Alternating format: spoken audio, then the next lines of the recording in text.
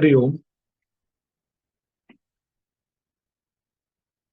श्री भगवान वाच अभयम सत्व संशुद्धि ज्ञान योग व्यवस्थिति दानम दमश्च यज्ञश्च स्वाध्यायास्तप आर्जवम। दैवी गुणांच्या मालिकेतला हा पहिला श्लोक आपण याआधी घेतलेला आहे स्वाध्यायामध्ये. दुसरा श्लोक अहिंसा सत्यम अक्रोधस्त्यागः शांतिर पैशुनम दया भूतेष्व लोलुप्त्वम मार्दवम धीर चापलम. आज या दैवी गुणांच्या मालिकेतल्या दुसऱ्या श्लोकांमध्ये जे शेवटचे दोन दैवी गुण भगवंतांनी सांगितलेले आहेत, ह्री आणि अचापलम, त्यावर मी स्वाध्याय सादर करणार आहे.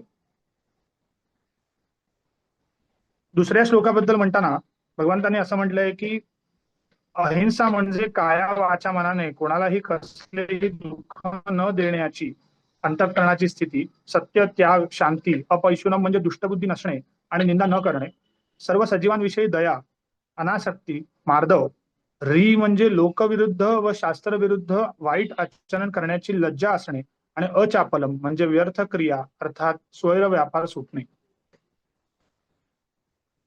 याच मालिकेतला तिसरा जो श्लोक आहे तोही दैवी गुणांच्या बाबतीत भगवंतांनी सांगितलेला आहे. तेज क्षमा धृती शौचम अद्रोहो नातिमानिता भवंती संपदम दैवीम अभिजातस्य भारत. ही सर्व अभिजात दैवी गुणसंपदा लाभलेल्या व्यक्तीची लक्षणे भगवंतांनी गीतेच्या 16व्या अध्यायाच्या सुरुवातीलाच सांगितलेली आहेत. त्यावर स्वामींनी नित्यपाठामध्ये म्हटलंय, हे गुण वाढीस लागणे हा साधनेचा परिणाम आहे. असे असले तरी या गुणांच्या संवर्धनाचा स्वतंत्र प्रयत्न हेही साधनेचे विशेष अंग आहे. केवळ धनवान होण्यापेक्षा गुणवान होणे अधिक महत्वाचे आहे. ईश्वराच्या दारी कोणाची किंमत पैशावरून केली जात नाही, तर ती अंतःकरणामधल्या सद्गुणांवरून केली जाते. आता पहिला जो दैवी गुण आपण आज पाहणार आहोत तो म्हणजे री. श्रीमद भगवद्गीता साधक संजीवनीमध्ये स्वामी रामसुखदासांनी म्हटलंय की शास्त्र आणि लोकमर्यादेविरुद्ध काम करण्यात जो संकोच होतो त्याचं नाव म्हणजे री म्हणजेच लज्जा हे आहे. साधकाला साधनेविरुद्ध क्रिया करण्यात लाज वाटते. ती लाज केवळ लोकांच्या पाहण्याने येत नाही, तर त्याच्या मनात असा विचार येतो की राम मी अशी क्रिया कशी काय करू शकतो, कारण मी तर परमात्म्याशी सम्मुख होणारा साधक आहे. साधनेविरुद्ध क्रिया मी लोकांतात किंवा एकांतात कशी काय करू शकतो. अशी लाज वाटल्याने साधक वाईट कामापासून हटतो आणि त्याचे आचरण हे योग्य होऊ लागते. श्री ज्ञानेश्वर महाराजांनी ज्ञानेश्वरीमध्ये काही दृष्टांत दिले आहेत. आता पराजये राजा जैसा कदर थिजे लाजा का मानिया निस्तेजा निकृष्टास्तव. म्हणजे आता ज्याप्रमाणे राजा पराभवामुळे लज्जेने कष्टी होतो अथवा मानी पुरुष हीन दशा मिळाल्यामुळे लाजेने निस्तेज होतो. नाना चांडाळ मंदिराशी अवत्सटे आलिया संन्याशी मग लाज होय जैसी उत्तमातया. अर्थात एखादा उत्तम संन्यासी अकस्मात एखाद्या चांडाळाच्या घरात गेला असता त्यास जशी लज्जा उत्पन्न होते. पुढे ज्ञानेश्वर महाराज म्हणतात, क्षत्रिया रणी पळोनी जाणे ते कोण साहे लाजिरवाणे का वैधव्ये पाचारणे महासती येते. अर्थात क्षत्रियाने रणातून पळून जाणे हे लाजिरवाणे कृत्य कोणता क्षत्रिय सहन करील, अथवा महापतिव्रतेला वैधव्य दाखवणाऱ्या नावाने हाका मारणे कसे काय सहन होईल. रूपसा उदयले कुष्ट संभाविता कुटीसे बोट तया लाजा प्राण संकट होय जैसे. अर्थात रूपवानाला जर कोड आले अथवा संभावित पुरुषाला जर आळाचा डाग त्याच्यावर लावला तर त्या लाजेने त्याच्यावर प्राण संकट बेतल्यासारखेच होते. तैसे औट हातपणे जे शव होऊनी जिणे उपजो उपजो मरणे नावा नावा तिये गर्भमेद मुसे रक्त मूत्र रसे वोती व होऊनी असे ते लाजिरवाणे. हे बहु असो देहपणे नाम रूपासी येणे नाही गा लाजिरवाणे तयाहुनी. ऐसई सिया अवकळा घेपे शरीराचा कंटाळा ते लाजपई निर्मळा निसुगा गोड. ज्ञानेश्वर महाराज म्हणतात, फार काय सांगावे, तर ज्यांना देह धारण करून नावारूपाला येण्यापेक्षा दुसरी कोणतीही लाजिरवाणी गोष्ट वाटत नाही अशा दुश्चिन्हांनी युक्त असे जे शरीर ते धारण करण्याचा साधूंना कंटाळा आलेला असून त्यांना त्याची लाज उत्पन्न होते व इतर जे कोडगे लोक आहेत त्यांना तेच शरीर पुन्हा धारण करण्याची गोडी वाटते. आता ही या दैवी गुणाचं उत्तम उदाहरण म्हणजे स्वामी विवेकानंदांनी देवीकडे मागितलेलं मागणं. स्वामी विवेकानंदांची हलाखीची परिस्थिती होती, वडील गेले होते, घरात भावंड होती, आई होती, त्यांचा सांभाळ करायचा होता. अशा वेळी पैशाच्या दृष्टीने बघायला गेलं तर हलाखीची परिस्थिती होती. तेव्हा रामकृष्णांनी विवेकानंदांना आईकडे काही मदत मागण्यास सजेस्ट केलं. त्यांनी सांगितलं, आईकडे तू माग, ती मदत करेल. सुरुवातीला नाही नाही म्हणता म्हणता ते देवीच्या मंदिरात गेले, गाभाऱ्याच्या आत गेले, पण देवीच्या समोर उभे असताना मात्र काहीच मागू शकले नाहीत. त्यांनी देवीकडे मागितलं, आई मला भक्ती दे, ज्ञान दे, वैराग्य दे. बरेच जण देवळात आपल्या मनातल्या इच्छा पूर्ण व्हाव्या त्यासाठी जातात, नानाविध नवस करतात. सद्गुरूंनी तशी मुभा दिलेली असताना सुद्धा स्वामी विवेकानंद मात्र कालीमातेकडे सांसारिक अडचणी दूर करण्यासाठी काहीच मागू शकले नाहीत. त्यांनी भक्ती, ज्ञान, वैराग्य मागितलं. स्वामी विवेकानंदांच्या या जीवन प्रसंगातून समजतं की देवाकडे काय मागावं. आपल्या सद्गुरूंकडे आणि ईश्वराकडे व्यवहारातल्या गोष्टी मागू नयेत. आणखी एक प्रसंग आहे स्वामी विवेकानंद रामकृष्ण यांच्या जीवनात घडलेला. तो म्हणजे रामकृष्णांना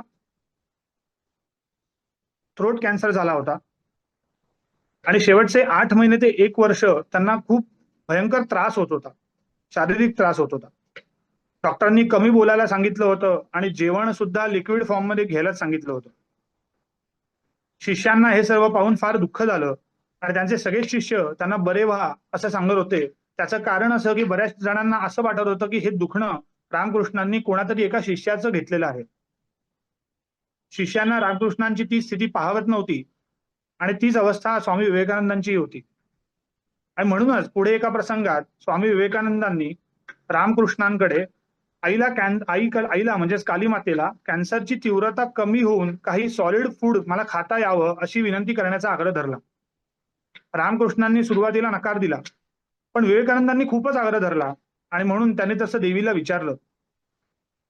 त्यानंतर रामकृष्णांनी त्यावर व्यक्त केलं की त्यांनी आईला विचारलं, पण त्यावर आई जी होती तिने सर्वांकडे बोट दाखवलं आणि ती म्हटली की अरे तू या सर्वांच्या मुखातून खातोच आहेस की.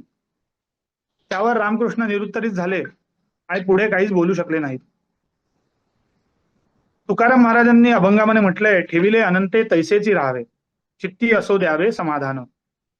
इथे आपला संसार ईश्वराच्या इच्छेने चालतो आहे हा भाव दृढ धरून आपली साधना नियमितपणे ईश्वर प्राप्तीच्या म्हणजे स्वरूप स्थिती प्राप्त करण्याच्या उद्देशाने करणे अपेक्षित आहे.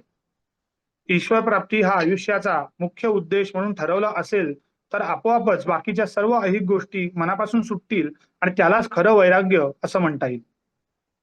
आधी विवेकाने ईश्वर प्राप्तीचा निश्चय करावा लागेल आणि त्यानंतर साधनेच्या आड येणाऱ्या ज्या गोष्टी आहेत त्या बाजूला करता येतील. अष्टांग योगामध्ये यम नियम हे सुरुवातीचे 2 जे अष्टांग योगाचे भाग सांगितलेले आहेत त्याच्याशी रिलेटेड काही उदाहरणं आहेत. गुरुदेव रानडे यांचा 3 तासांचा ध्यानाचा नेम होता आणि ते त्या ध्यानाच्या वेळेला एक मोठी व्यक्ती त्यांना भेटायला अचानकपणे आली. तर गुरुदेवांनी त्यांना भेटण्यास चक्क नकार दिला, कारण त्यांचा 3 तासाचा नेम होता, त्याची ती वेळ होती आणि त्यांना ती वेळ अजिबात चुकवून चालणार नव्हतं. अजून एक गुरुदेवांच्या बाबतीतलं उदाहरण आहे की गुरुदेव बाहेर गावावरून घरी येत होते आणि तेव्हा येता येता त्यांचा अंदाज थोडासा चुकल्यामुळे ते साधनेच्या वेळेला घरी पोहोचू शकले नाहीत. घर जवळ आले होते, थोडंसं घरी जाऊ आणि मग साधनेला बसू असा विचार करता आला असता, परंतु ती नेमाची वेळ होती, ती चुकू द्यायची नाही यासाठी ते गावाच्या बाहेरच जंगलामध्ये म्हणू शकतो गावाच्या बाहेर जागा बघितली आणि तिथेच ते ध्यानाला बसले, साधनेला बसले. आपला नेम हा किती जीवापाड जपला पाहिजे ह्याचंच हे उदाहरण आहे. आपलं रुटीन हेच मुळात आपल्या साधनेच्या आड येत असेल तर ते पूर्णपणे बदलणं हे शक्य होणार नाही. पण मग स्वामींनी सांगितल्याप्रमाणे कृष्णाचे सवंगडी जसे खेळताना हाताच्या बोटाच्या फटीतून कृष्णाकडे पाहत असत, तसं संसाराच्या गोष्टीच्या फटीतून ईश्वराकडे आपण पाहू शकतो का याचा जरूर विचार करावा. कोणतीही कृती करताना स्वामींना गुरूंना काय वाटेल त्यांना हे आपलं वागणं आवडेल का, किंवा या ठिकाणी स्वामी असते तर त्यांनी काय केलं असतं, असा जर त्यावेळी विचार केला तर आपल्याला आतून मोठं बळ मिळेल. ज्ञानप्राप्तीसाठी आणि मग ते ज्ञान टिकवण्यासाठी काय सोडावं म्हणजेच आसुरी संपत्ती, आणि काय धरावं म्हणजे दैवी गुण, हेच या अध्यायामध्ये भगवंतांनी सांगितलं आहे. आता हे दैवी गुण वृद्धिंगत होण्यासाठी दिवसभरात आपल्याला काय काय करता येईल ते आपण पाहूया. ट्रेनमध्ये, बाईकवर किंवा कारमध्ये प्रवास करताना, लिफ्टमध्ये किंवा एकांतात असताना नामस्मरण करणे, ईश्वर सन्निध राहणे आणि स्वामींनी सांगितल्याप्रमाणे एक अवधान सुवावर ठेवण्याचा थोडा तरी वेळ प्रयत्न करणे. एअरपोर्टवर किंवा स्टेशनवर वाट पाहताय किंवा ट्रॅफिक जॅम मध्ये अडकलाय, अशा वेळेला चिडचिड करून घेण्यापेक्षा नामस्मरण करणे. स्वामींच्या मित्राचं आणि त्यांचं एक उदाहरण स्वामींनी सांगितलं होतं. स्वामी मित्रासोबत कारमधून जात होते आणि तो मित्र हा अध्यात्माशी निगडीत नव्हता, आणि त्यांनी अचानक रामनामाची ऑडिओ प्ले केली कारमध्ये असताना. तर स्वामींनी त्याला अचानक विचारलं की अरे वा, रामनामाची ऑडिओ प्ले केलीस? तर त्यांनी फक्त एका वाक्यात उत्तर दिलं की की बरं वाटतं, प्रवास शांतपणे होतो आणि शीण वाटत नाही. हा नामस्मरणाचा मोठा परिणाम आहे. समर्थांनी मनाच्या श्लोकामध्ये म्हटलंय, बहुतांपरी संकटे साधनांची, व्रते दान उद्यापने ती धनाची, दिनाचा दयाळू मनी आठवावा, प्रभाते मनी राम चिंतित जावा. स्वामींनी सांगितलंय की दिवसभरात देवाला एकदा तरी मनापासून नमस्कार करावा आणि त्यावेळेला काही सुद्धा मागू नये. जनी भोजनी नाम वाचे वदावे, अति आदरे गद्य घोषे म्हणावे, हरी चिंतने अन्न सेवित जावे, तरी श्री हरी पावी जेतो स्वभावे. आपण सर्वांनी स्वामींना पाहिलंय, जेवताना आधी नैवेद्य दाखवून मगच ते खायचे, येता जाता सतत नामस्मरण करायचे. आपणही तसंच अनुसंधान राखण्याचा प्रयत्न करूया. देव, देश आणि धर्मासाठी याच्या बाबतीत याच लज्जा या बाबतीतला एक पॉइंट ऑफ व्ह्यू मला सुचला. स्वामी विवेकानंदांचं एक उदाहरण आहे. ट्रेनमधनं ते प्रवास करत होते विलायतेमध्ये, आणि तेव्हा एक जो बाहेरचा माणूस होता विलायतेतला, तर त्यांनी स्वामींच्या पेहरावावरून, त्यांच्या भारतीय असण्यावरून त्यांची खिल्ली उडवायला सुरुवात केली. सुरुवातीला पेहरावावरून जेव्हा खिल्ली उडवली किंवा त्यांना जेव्हा पर्सनल अटॅक केला, तेव्हा स्वामी त्यांना काहीच म्हटले नाही. स्वामी विवेकानंदांनी त्या माणसाला पूर्णपणे इग्नोर केलं. पण हळूहळू तो माणूस भारतीय संस्कृती आणि हिंदू धर्म याविषयी वाईट साईड बोलायला लागला, आणि तेव्हा स्वामींनी उठून त्याला दम भरला की आत्ताच्या आत्ता तोंड बंद कर, नाही तर मी तुला ट्रेनमधून बाहेर फेकून देईन. माझा देव, माझा धर्म, माझी संस्कृती, आमचे पूर्वज म्हणजेच आमचे संत ऋषीमुनी यांच्याबद्दल काही लोक आणि ब्लॉगर्स हे वाटेल ते बरळतात. त्यांना योग्य ते उत्तर देणं हे सर्वांना जमणं कठीण आहे, पण आपल्याला त्यांचा निषेध मात्र नक्कीच करता येईल. त्यांचे पोस्ट, मेसेजेस यांना रिपोर्ट करता येईल. त्या ब्लॉगर्सचे नोटिफिकेशन बंद तरी करता येतील. आपल्या धर्माबद्दल, देशाबद्दल जर कोणी तथ्याशी विसंगत असं वाटेल ते बरळत असेल, तर ते निमूटपणे ऐकून घेण्याची लज्जा ही आपल्याला वाटली पाहिजे. आता आपण या श्लोकातील शेवटचा दैवी गुण जो भगवंतांनी सांगितलाय, अचापलम, त्याकडे वळूया. ज्ञानेश्वर माऊलींनी म्हटलंय, आता सूत्रतंतू तुटलिया, चेष्टाची ठाके साय खडिया, तैसे प्राणजये कर्मेंद्रिया खुंटे गती. की मावळलिया दिनकरू, सरे किरणांचा प्रसरू, तैसा मनोजये प्रकारू ज्ञानेंद्रियांचा. माऊली म्हणतायत, आता कळसूत्री बाहुली नाचवण्याची जी दोरी आहे ती तुटली म्हणजे बाहुलीची हालचाल बंद पडते, त्याप्रमाणेच प्राणांच्या जयाने कर्मेंद्रियांचे व्यापार बंद पडतात. अथवा सूर्य मावळला की किरणांचा विस्तार नाहीसा होतो, त्याप्रमाणे मन जिंकले असता ज्ञानेंद्रियांचे व्यापार बंद पडतात. पुढे माऊली म्हणतात, एव मन पवन नियमे होती दाही इंद्रिये अक्षमे, ते अचापल्य वर्मे येणे होय. याचप्रमाणे मन व प्राण यांचे नियमन केले म्हणजे 10ही इंद्रिय पंगू होतात. अचापल्य जे म्हणतात ते याच वर्माने येते. इथे माऊली योगाद्वारे इंद्रिय नियमन आणि बुद्धीच्या स्थिरतेकडे निर्देश करत आहेत. समर्थांनी मनाच्या श्लोकात म्हटलंय, भूते पिंड ब्रह्मांड हे ऐक्य आहे, परी सर्व ही स्वस्वरूपीन साहे, मना भासले सर्व काही पहावे, परी संग सोडून सुखे राहावे. देहे भान हे ज्ञान शस्त्रे खुडावे, विदेहीपणे भक्ती मार्गेची जावे. विरक्ती बळे निंद्य सर्वे त्यजावे, परी संग सोडून सुखे राहावे. मही निर्मिली देव तो ओळखावा, जया पाहता मोक्ष तत्काळ जीवा. तया निर्गुणा लागी गुणी पहावे, परी संग सोडून सुखे राहावे. नव्हे कार्य करता नव्हे सृष्टी भरता, पोरेहून परता न लिंपे विवरता. तया निर्विकल्पासी कल्पित जावे, परी संग सोडून सुखे राहावे. स्वामींचं एक उदाहरण मला लक्षात आलं, ध्यानात आलं. स्वामींचा म्हणजे आपल्या स्वामींचा एक कार्यक्रम पनवेलमध्ये त्यांनी घेतला होता, तेव्हा आम्ही सर्वजण तिथे गेलो होतो. तेव्हा पनवेलच्या कार्यक्रमामध्ये ध्यानाला बसलेलो असताना, सभागृहामध्ये ध्यानाला बसलेलो असताना, वर्ण सर्वजण ध्यानाला बसले होते आणि वर्ण अचानक एका वानराने पत्र्यावरती उडी मारली, छपरावरती. आणि एवढा मोठा धाणकन आवाज झाला की म्हणजे माझ्या सकट आजूबाजूचे काही साधक हे ध्यानातनं डायरेक्ट बाहेरच आले, कारण ती इतकी भीती वाटली की मोठा आवाज आला की काय झालं काय नक्की. आणि समोर पाहतोय तर स्वामी त्याच शांतपणे डोळे मिटून ध्यानालाच बसले होते. ते डीप स्टेटमध्ये होते असं वाटलं. तेव्हा ते मनाला ते वाटून गेलं की इतका मोठा आवाज झाला तरी स्वामींना याच्यामुळे काही फरक पडला नाही. ते शांतपणे आपल्या ध्यानामध्ये मग्न होते. माऊलींना कदाचित या स्थिरतेकडे निर्देश करायचा असेल, हेच ते अचापल्य असेल कदाचित, असं मला वाटतं. स्वामी रामसुखदासांनी भगवद्गीतेच्या विवरणामध्ये म्हटलंय की कोणतेही कार्य करण्यात चपळता अथवा उतावळेपणा नसणे हे अचापलम आहे. सात्विक मनुष्य सर्व कर्म धैर्यपूर्वक करीत असतो, म्हणून त्याचे काम योग्य प्रकारे होते. जेव्हा कार्य योग्य होते तेव्हा त्याच्या अंतःकरणात चलबिचल होत नाही, कार्यात तत्परता येते. आपले कर्तव्य कर्म करण्याव्यतिरिक्त अन्य कोणतीही इच्छा न राहिल्याने त्याचे चित्त हे विक्षिप्त आणि चंचल नसते. स्वामींनी नित्यपाठामध्ये अचापलम म्हणजे व्यर्थ क्रिया अर्थात स्वैर व्यापार सुटणे असं म्हटलंय. स्वातंत्र्य आणि स्वैराचार यामध्ये एकदम थिन लाईन असते. आपल्याला स्वातंत्र्य मिळालं की स्वैराचाराकडे माणसाचं मन कधी वळेल हे काही सांगता येत नाही. यामध्ये एकनाथ महाराजांचा एक प्रसंग मला सांगायचा वाटतो. एकनाथ महाराज गुरुगृही गेलेले असताना त्यांना जनार्दन स्वामींनी काही काम दिले होते. ते काम करताना काही पैशाचा हिशोब मांडायचा होता आणि तो हिशोब मांडता फक्त एका पैशाचा हिशोब लागत नव्हता.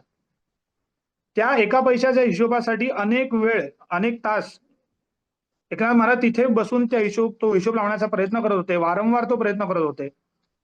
रात्री जेव्हा जनार्दन स्वामी उठले तेव्हा त्यांना दिवा लावलेला दिसला, म्हणून पाहायला गेले तो एकनाथ महाराज पैशाचा हिशोब लावत बसले होते. बऱ्याच वेळानंतर तो हिशोब लागला आणि त्याच्यानंतरच त्यांनी तिथून ती आपली बैठक सोडली. तर आपल्या दैनंदिन जीवनात सुद्धा इंटिग्रिटी हा अतिशय महत्वाचा गुण आहे. आपल्या वाट्याला आलेलं काम अतिशय चोखपणे करणे, त्यात जराही कसूर होऊ न देणे हे मनाच्या स्थैर्यतेचेच लक्षण मानले जाते. आपण आपल्या करिअर ग्रोथसाठी जसं अमुक एक स्किल्स अक्वायर करतो, तसं ज्ञानप्राप्तीसाठी दैवी गुण विकसित करणे महत्वाचे आहे. त्यासाठी ईश्वराशी संबंधित होऊन राहणे, त्यातून सत्वगुण वाढीस नेणे हाच आपल्या आत्मप्राप्तीकडे नेणारा खरा ग्रोथपाथ आहे.